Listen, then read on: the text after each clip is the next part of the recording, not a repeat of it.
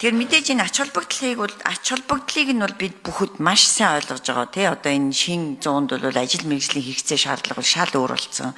Бүтээл сэтгэлгээтэй хүүхдүүд хэрэгтэй байна, төрж гарах хэрэгтэй байна, төгсөж гарах хэрэгтэй байна, инновацлог хүүхдүүд гарах хэрэгтэй байна, цогц анализ, синтез хийдэг ийм чадвартай хүүхдүүд болж гарах хэрэгтэй байна.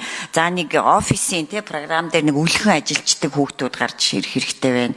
Өөрснөө кодоо бичдэг ийм чадвар бүхий хүүхдүүд гарна гэдэг нь эргээд үндэсний аюулгүй байдал, үндэсний дархлаатай маш их холбоотой.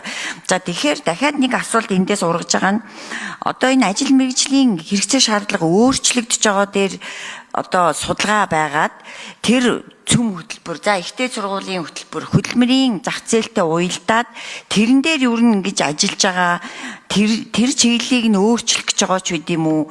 Тийм одоо ямар нэгэн хийгдэж байгаа зүйл юу байгаа юм болоо? Одоо за Бачаргал дарга 6-8 хариулъя. За гişүний нэмэлт асуултанд тодруулъя. Энэ хөтөлбөрийн шинжилгэлийн одоо гол одоо зорилго нь бол илүү мэдлэгжүүлэхийн хажуугаар чадваржуулах асуудал байгаа. Гол ур чадваруудыг эзэмшиж хүүхдүүд ерөнхий боловсролынхаа эзэмших энэ явцдаа бол олон төрлийн чадваруудыг эзэмшиж бий болох энэ зорилгыг агуулж байгаа.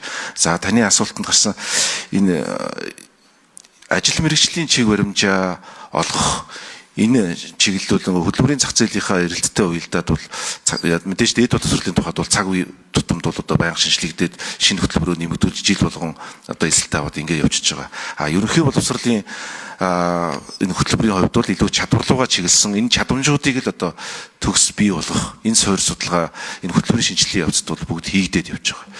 Байнгын хорооны даргын хэлсэнчлэн маш олон талын оролцоотой энэ ажлын хэсэг байгуулагдаад ажиллаж байгаа. Зөвхөн боловсролын яам